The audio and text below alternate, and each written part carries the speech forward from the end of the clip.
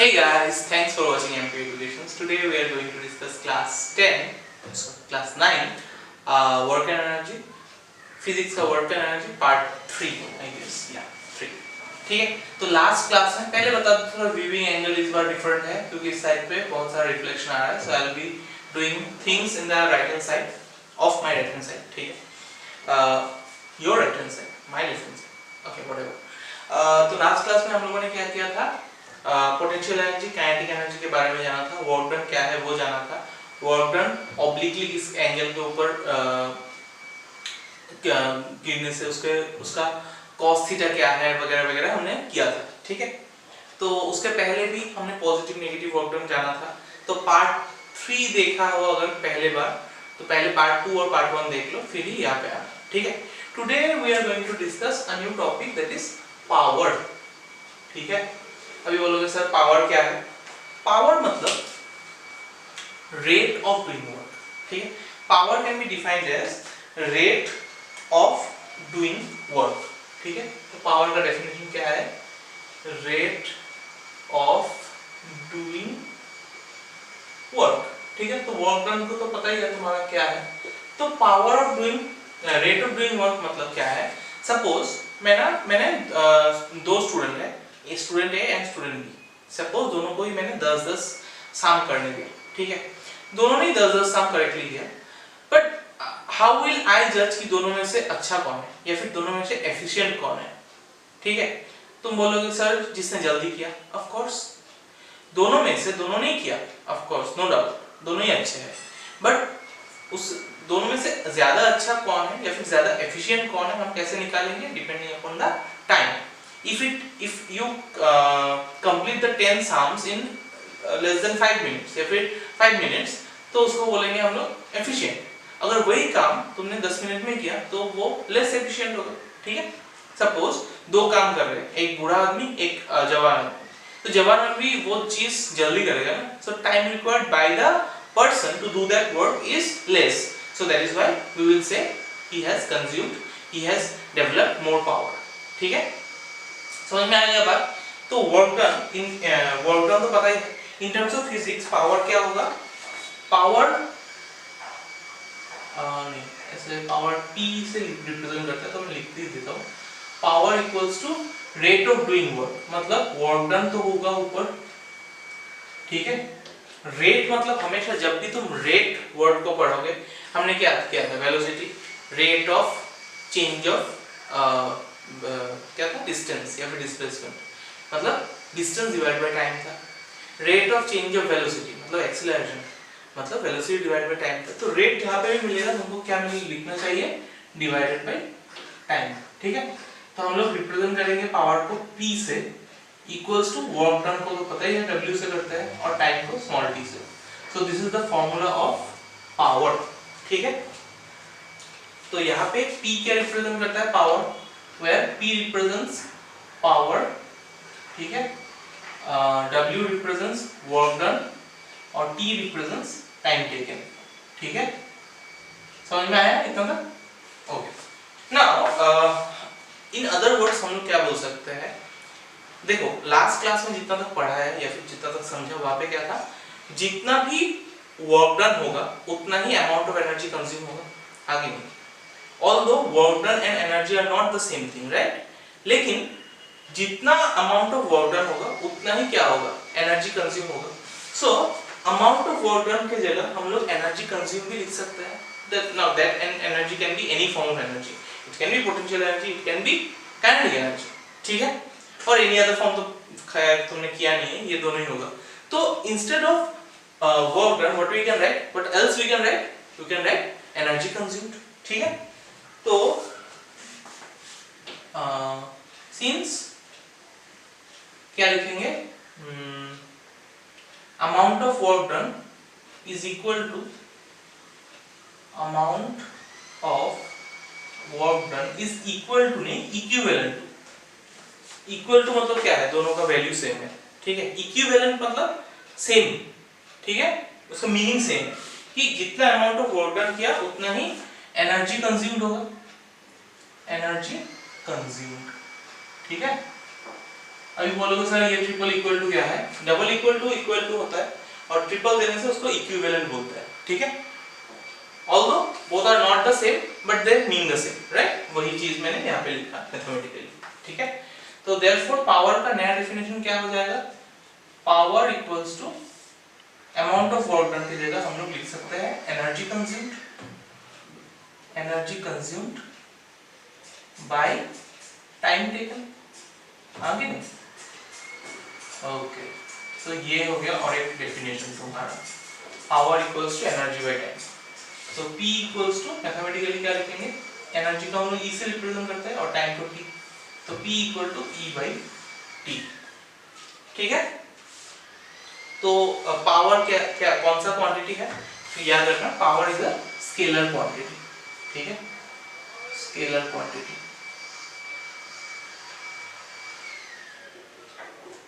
Okay, अभी ऐसा unit थोड़ा बहुत जान लेते हैं। ऐसा यूनिट क्या होगा पावर का, ऐसा यूनिट, अच्छा थोड़ा जगह कम है तो मैं ये नेक्स्ट पार्ट में दिखाता हूँ, ठीक है। Please note the video, note the notes. आता है हम लोग ऐसा यूनिट पे, ऐसा यूनिट ऑफ व्हाट, पावर, ठीक है। तो देखो ऐसा यूनिट ऑफ पावर क्या होता है, हम लोगों को पावर का दो डेफिनेशन मिला, power equals to work done by time या फिर power equals to energy by time, right, ये दोनों तुमने नोट कर ही लिया होगा। तो ऐसा यूनिट जो पावर जो है उसको अगर तुम ऐसे देखने जाओ कि वर्क डन है, वर्क डन हो या फिर एनर्जी हो, उसका ऐसा यूनिट क्या होता है, जूल होता है, ठीक है। तो ऊपर तो क्या रहेगा, जूल रहेगा, और नीचे टाइम का ऐसा यूनिट क्या होगा, सेकंड, और हम लोग लिख सकते हैं जूल पर सेकंड, और उसको ही और एक नाम दिया गया है दैट इज वाट, WATT, ठीक है। ये जेम्स वाट बोल के एक साइंटिस्ट ने ये सब चीज आविष्कार किया था, दैट इज व्हाई उसका नाम वो साइंटिस्ट के ऊपर रखा गया है वाट, ठीक है। तो अगर पूछे कि 1 वाट क्या है अल्टीमेटली, तो तुम सब जगह 1 बिठा दो। 1 वाट मतलब क्या है, 1 जूल बाय 1 सेकंड। अगर डिफाइन करने बोले कि डिफाइन 1 वाट, तो क्या लिखोगे, पहले तो ये वाला सेंटेंस मन में बना लो कि 1 watt equals to 1 joule by 1 second, मतलब अगर 1 जूल का वर्क करने में उसको 1 सेकंड लगे तो उसका पावर कितना होगा, 1 वाट, सिंपल सा लैंग्वेज, ठीक है। If amount of work done या फिर amount of energy consumed in 1 second is 1 joule, then the power is said to be 1 watt, ठीक है। बना के लिख पाओगे, तो डिफाइन 1 वाट को तुम खुद का लैंग्वेज में लिखना। अगर वो भी प्रॉब्लम है तो यहाँ पे देखो पेज नंबर 150 में you will get a bold line, 1 watt of power is an appliance which consumes energy at a rate of 1 joule per second। कितना एनर्जी कंज्यूम करेगा, 1 जूल। मैंने जो ये लाइट जलाया या फिर ये और एक बल्ब जलाया, दोनों में 1 सेकंड में अगर उसने 1 जूल का एनर्जी कंज्यूम किया तो उसको बोलेंगे क्या, पावर इज 1 वाट, ठीक है। तो तुमने शायद देखा ही होगा बल्ब में रेटिंग दिया जाता है कि 30 वाट का बल्ब है या फिर 50 वाट का बल्ब है, उसका मीनिंग क्या है, ऊपर 50 जूल और नीचे 1 सेकंड ही होगा, तभी वो 50 वाट आएगा। मतलब 1 सेकंड में उसने कितना एनर्जी कंज्यूम किया, 50 जूल्स ऑफ एनर्जी कंज्यूम किया। सो that is why the bulb has a power of what, 1 watt, ठीक है। समझ में आ रहा है ना बात। हर एक डिवाइस का एक पावर रेटिंग आता है, मतलब उसका मीनिंग क्या है कि वो 1 सेकंड में कितना एनर्जी कंज्यूम कर रहा है, ठीक है। सो that is what the SI unit. तो अगर एसआई यूनिट पूछे जूल पर सेकंड लिखने का जरूरत नहीं है, डायरेक्ट क्या लिखोगे, वाट। एसआई यूनिट ऑफ पावर मतलब क्या है, वाट, ठीक है। अभी देखो ये जो वाट है is a very small unit, ठीक है। Sometime bigger unit is also used called the kilowatt, ठीक है। ये तो अच्छा वाट, ऐसा यूनिट बोलने से वाट ही होगा, लेकिन कभी कभार आता है 1 किलोवाट क्या है, किलोवाट, KILOWATT। इसको शॉर्ट में क्या लिखेंगे, KW, जैसे किलोग्राम को केजी लिखते हैं, किलोवाट को KW। 1 kilogram equals to how much gram, 1000 gram. तो यहाँ पे भी 1 किलोवाट इक्वल्स टू 1000 वाट होगा, ठीक है, 1000 वाट होता है। और कभी कभार मेगावाट भी यूज होता है, ठीक है। ये ऐसे नोट के हिसाब से लिख लो कि 1 किलोवाट इक्वल्स टू कितना है और 1 megawatt megawatt, capital M W, 10 to the power 6 watt होता है वो, ठीक है। 10 टू द पावर 6 मतलब 1 के बाद 6 जीरो, 10 के बाद नहीं, 1 के बाद 6 जीरो, ठीक है। ये होता है तुम्हारा मेगावाट और किलोवाट, ये कभी कभार यूज होता है। और एक यूनिट है पावर, उसको बोलते हैं हम लोग हॉर्स पावर, ठीक है। Horse power, horse power generally तुमको कहाँ सुनाई देगा, ये सुना ही होगा सबने, कहाँ सुनाई देता है, इंजन, ठीक है। अगर तुमने एक स्कूटी और एक बाइक का मतलब एनर्जी कंसीडरेशन देखना चाहते हो कि वो कितना एनर्जी कंज्यूम करता है, वो भी अल्टीमेटली क्या है, गाड़ी चल रहा है मतलब क्या है, कंज्यूम हो रहा है एनर्जी। वो कौन सा एनर्जी होगा, काइनेटिक एनर्जी होगा, कोई भी फॉर्म ऑफ एनर्जी हो सकता है, ठीक है। तो इंजन कंपेयर करने के लिए हम लोग वाट या फिर किलोवाट में नहीं लेते हैं, उसको हॉर्स पावर में लिखते हैं, ठीक है। तो हॉर्स पावर इज HP, ठीक है। तो 1 हॉर्स पावर इक्वल्स टू, एक अजीब सा है, 1 हॉर्स पावर इक्वल्स टू 746 वाट, ठीक है। मतलब ये रिलेशन है किसके और किसके बीच में, हॉर्स पावर और वाट के बीच में। तो अगर 1 हॉर्स पावर बोले मतलब क्या है, 746 वाट। ये कभी कभार शॉर्ट क्वेश्चन आ सकता है कि हॉर्स पावर क्या है। तो ये जनरली कहाँ से रिप्लेस हुआ है, पहले के जमाने में क्या, horse was used no for carrying, मतलब एक जगह से एक जगह जाने के लिए या फिर ट्रांसपोर्ट के लिए, ठीक है। तो देखो यहाँ पे है एक 151 पेज में लास्ट लाइन लिखा हुआ है, the unit called horsepower is originated long back when the steam engines were first replaced by horses as a source of power. These days powers of engines, मैंने बोला ही है, are expressed in unit called brake horsepower, BHP, ठीक है। brake horsepower is the unit of power equal to 1 horsepower which is used in expressing power available for the shaft of the engine. इतना जानने का जरूरत नहीं, just मैंने ऐसे ही बोला। ये BHP मारुति 800 का कितना होता है, 37, whereas the Maruti Zen is 60, जो पुराना मॉडल्स का गाड़ी था, जैसे मारुति 800 शायद सुना होगा तुम लोगों ने, ठीक है। बहुत ही बेसिक कार है, जैसे अभी के लिए नैनो है ना वैसा है, ठीक है, लेकिन वो टाटा का, वो भी टाटा का ही है। तो मारुति 800 का BHP हॉर्स पावर कितना है, 37, और मारुति Zen का 60, ठीक है। तो वैसे तो और कुछ है नहीं इसमें, मतलब हॉर्स पावर से हम लोग क्या डिफाइन कर सकते हैं कि कितना वो एफिशिएंट है, राइट। अगर मैं स्कूटी और बाइक का बात करूं, दोनों में से कौन हिली एरिया में ज्यादा स्पीड से ऊपर उड़ सकता है, that is what horse power उसको मतलब एफिशिएंसी डिफाइन करेंगे, ठीक है। स्कूटी ज्यादा ऊपर नहीं उड़ पाएगा, क्यों, बिकॉज उसका इंजन ही इतना स्ट्रांग नहीं है, मतलब उसका हॉर्स पावर कम है। अगर बाइक बोलो तो वो थोड़ा सा एक्सीलरेट करो तो ऊपर चला जाएगा, that means it has a more horse power, engine strong, ठीक है। तो with this knowledge we are going to discuss some numericals now, okay. चलो 3 सैंपल प्रॉब्लम है वो करेंगे। पहले देखो सैंपल प्रॉब्लम 1 देखो, page number 152, question, a body does 20 joules of work in 5 seconds, what is the power, what is its power, ठीक है। a body does 20 joules of work in 3 seconds, 20 joules of work मतलब work done is given, तो पहले given लिख लो क्या क्या है, given work done equals to 20 joule, ठीक है। in 5 seconds मतलब time equals to कितना है, 5 seconds है, और what is its power, तो power equals to basically निकालने दिया, तो we know कि पावर इक्वल्स टू क्या है, वर्क डन बाय टाइम होता है, हाँ कि नहीं, power equals to work done by time. तो वर्क डन का वैल्यू पुट करो, टाइम का वैल्यू पुट करो, जो आंसर आएगा वो किस में आएगा, वाट में आएगा, ठीक है, क्योंकि जूल पर सेकंड की क्या है, वाट। तो ये तो तुम कर ही लोगे, पढ़ना ही है घर पे। सैंपल प्रॉब्लम 2 देखो क्या है, what is the power of a pump which takes 10 seconds to lift 100 kg of water, time दे दिया है 10 सेकंड, तो गिवन में टाइम है 10 सेकंड, ठीक है। To lift 100 kg of water, mass कितना है 100 kg, ओह सॉरी ग्राम नहीं केजी, अच्छा केजी लिखा मैं। Situated at a height of 20 metre, मतलब एच भी पता है तुमको कितना 20 मीटर 20 मीटर, और जी पता है तुमको 10 मीटर पर सेकंड स्क्वायर। अभी जी का वैल्यू दिया है, उसमें से भी थोड़ा नॉलेज आना चाहिए कि क्या होगा। देखो अब पावर इक्वल्स टू क्या होता है, वर्क डन बाय 10 या फिर energy by 10। Now energy can be of any form, मैंने थोड़ी देर पहले ही बोला, either it can be potential energy, it can be kinetic energy.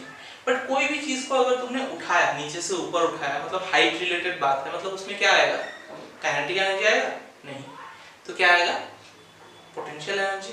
ठीक है, तो वर्क डन इक्वल्स टू क्या होगा, वर्क डन,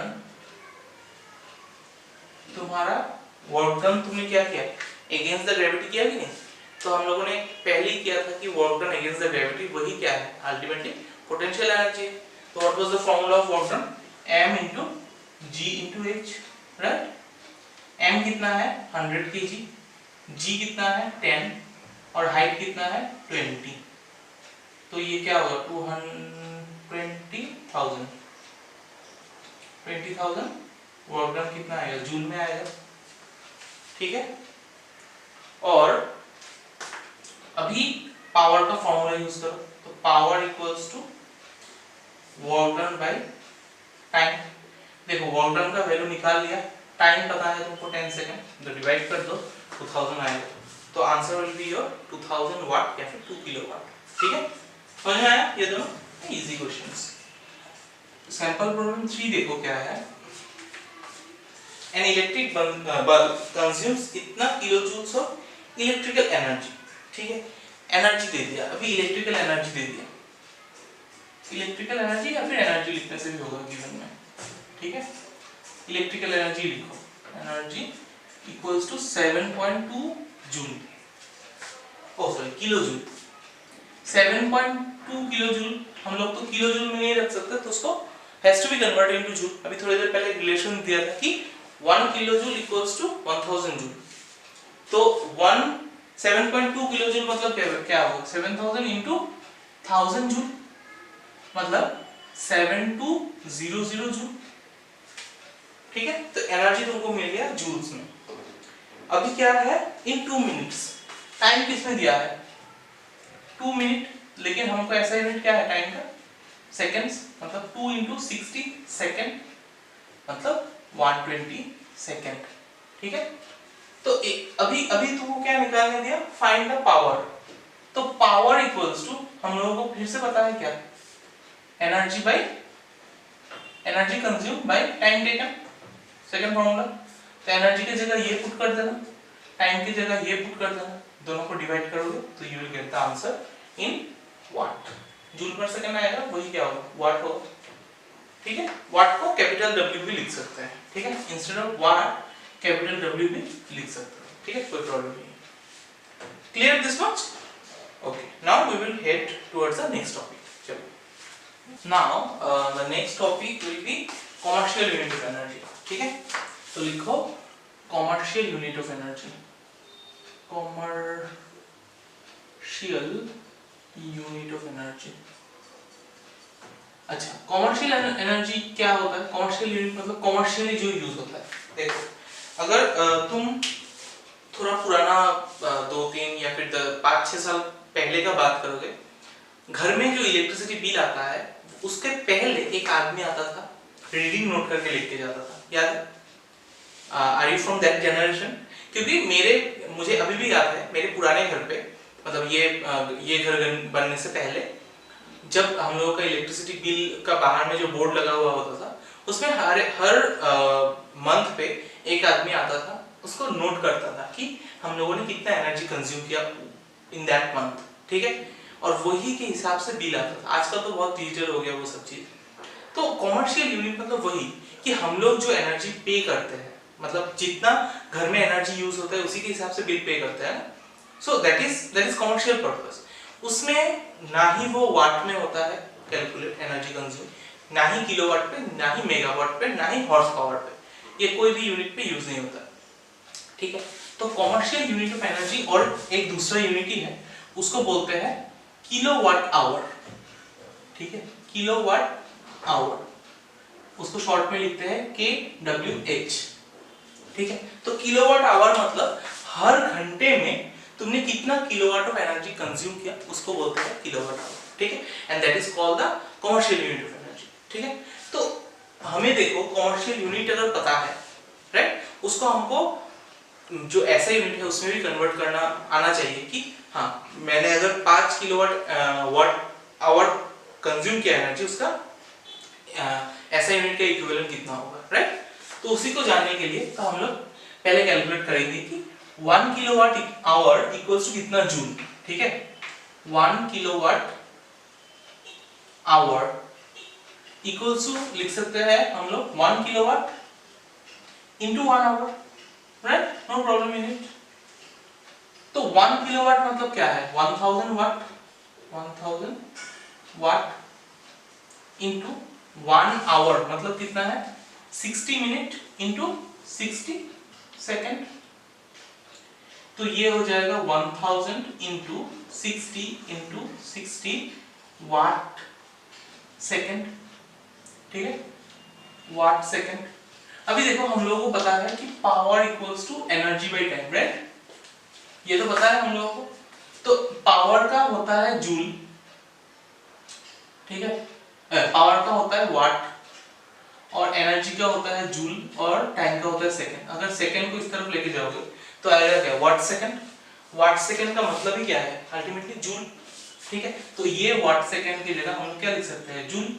तो ये देखो 6 6 जा 36, कितना जीरो होगा, 1 2 3 4 5, 1 2 3 4 5, इतना जूल। लेकिन हम लोग उसको शॉर्ट में या फिर किसमें अगर लिखना चाहते हैं तो वो लिखेंगे 3.6 into 10 to the power 1 2 3 4 5 6 6 होगा, ये होगा 1 kilowatt hour. 1 kilowatt hour equals to 3.6 into 10 to the power 6 joule, ये स्टैंडर्ड फॉर्म में हमने लिखा, ठीक है। तो जब भी तुमको किलोवाट आवर में रहेगा questions, that you need to convert into joule. अच्छा बाय द वे, ये कन्वर्शन कभी-कभी आता है केवी वालों, जो केवी में पढ़ता है, तो you are very much lucky कि ये पहली बार मतलब लास्ट ईयर या फिर उससे पहले या 3 मार्क का आया था, ये सिर्फ छोटा सा प्रूफ, मतलब ये कन्वर्शन सिर्फ, ठीक है। So make sure you understand this and remember it, ठीक है, ये इंपॉर्टेंट है कि 1 किलोवाट आवर इक्वल्स टू कितना जूल, ठीक है। और ये जो किलोवाट आवर है ना, उसको और एक नाम से जाना जाता है, उसको बोलते हैं यूनिट, ठीक है, यूनिट भी बोला जाता है। शायद सुना ही होगा तुमने कि यूनिट में 8 रुपए करके देना पड़ता है, सुना ना। इलेक्ट्रिसिटी बिल कितने का हिसाब से होता है, यूनिट में 8 रुपए या फिर यूनिट में 10 रुपए। सोचो इतना 30 कितना होगा ये 36 lakhs 36 लाख जूल अगर खर्चा करते हैं फिर वो 1 यूनिट कहलाता है, ठीक है। मतलब 1 यूनिट का 8 रुपए, तो सोचो हम लोगों का बिल 1000 रुपए आता है, तो वो कितना एनर्जी हम लोग कंज्यूम करते हैं। देखो घर में आजकल सब कुछ चलता है, सबका घर में क्या है, AC, fridge, washing machine, TV, microwave, सबके घर में सब कुछ है ऑलमोस्ट, राइट। तो ऑब्वियसली इतना एनर्जी कंज्यूम होगा ही। इस्त्री आयरन जो करते हैं वो भी बहुत एनर्जी कंज्यूम करता है, ठीक है। So sometime it is not kilowatt hour, sometime we tell it unit. ये जनरली ऐसे नॉर्मल लैंग्वेज में हम लोग साइंस के भाषा में नहीं, ऐसे नॉर्मल में यूज करते हैं कि यूनिट, कि पर यूनिट में कितने रुपए, 8 रुपए, मतलब पर किलोवाट आवर में 8 रुपए करके खर्चा होता है, ठीक है। Clear this much? तो ये तो तुमको समझ में आ गया है, ऐसा यूनिट ऑफ जूल, ओके। तो अगर पूछे कि what is 1 kilowatt our, that is 3.6 into 10 to the power 6 joule, ये ऐसे याद रखना, ठीक है। हाँ ठीक है। और 1 किलोवाट आवर इक्वल्स टू क्या होता है, 1 यूनिट भी हो सकता है, तो इसलिए 1 किलोवाट आवर को हम लोग यूनिट से भी रिप्रेजेंट करते हैं, ठीक है। तो ये चीज नोट कर लेना, ठीक है। Now we will head towards some numerical, okay. चलिए देखो क्या है क्वेश्चन। A radio set of 60 watt, ठीक है, 60 वाट मतलब पावर इज गिवन, तो गिवन लिख लो पावर इक्वल्स टू 60 वाट, ठीक है।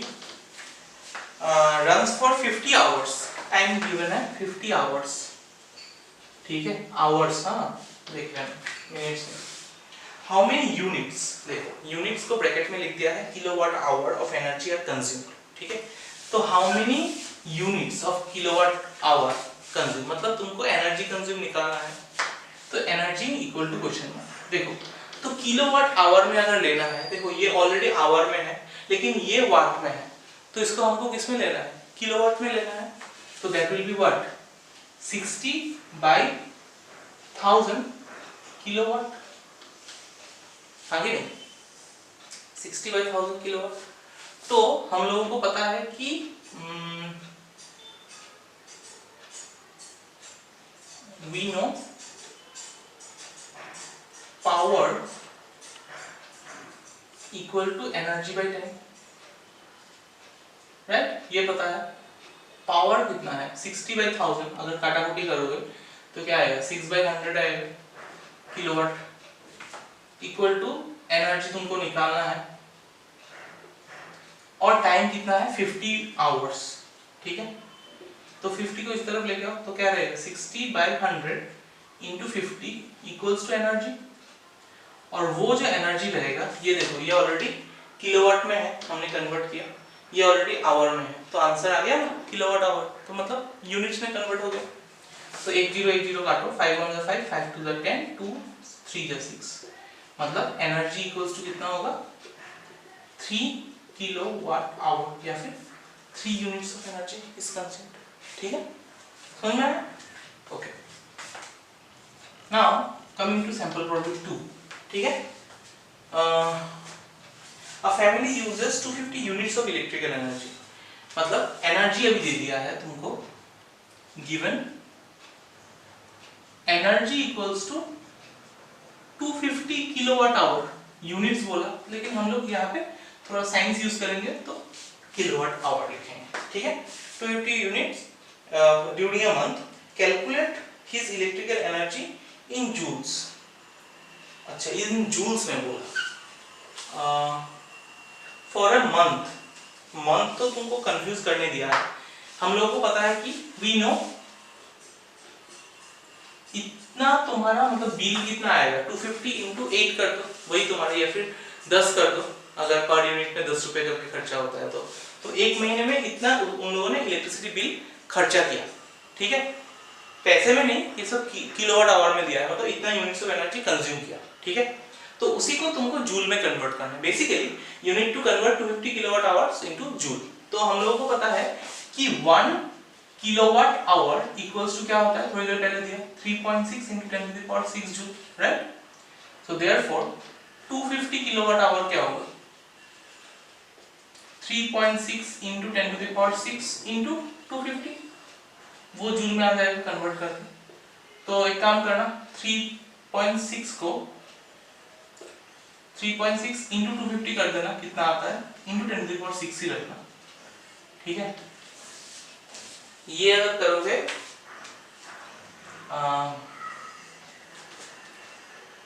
देखना यहाँ पे कितना आएगा, आई नीड टू, एक काम करो, नहीं तो ये आएगा तुम्हारा, ये जब मल्टीप्लाई करोगे इन दोनों को ये आएगा 9000 आई गेस, नहीं 900 आएगा, ठीक है। ये दोनों को मल्टीप्लाई करने से into 10 to the power 6 joule, ये करके देखना तुम लोग। तो ये 900 मतलब क्या है 9 into 100 मतलब 9 into 10 square into 10 to the power 6, तो 9 into 10 to the power 8 joule, ठीक है। ये आएगा तुम्हारा 250 किलोवाट आवर, क्लियर, समझ में आ गया इतना तक? तो ये है आज का, आज इतना तक ही करेंगे, ठीक है। एक है तुम्हारा यूनिट, ऐसा यूनिट, और एक किया है हमने कमर्शियल यूनिट, ठीक है।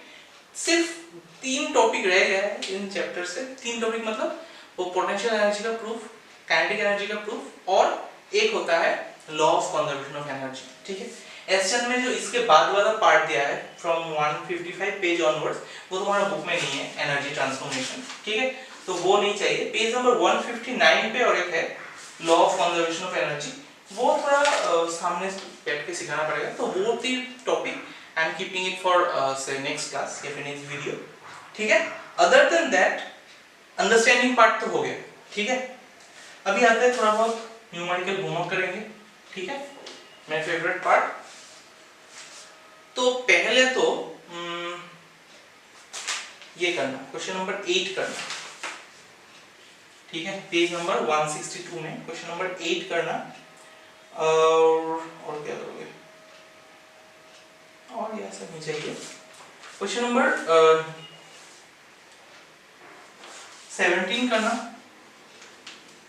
20 करना, 20 से 24 तक करना, 30 करना,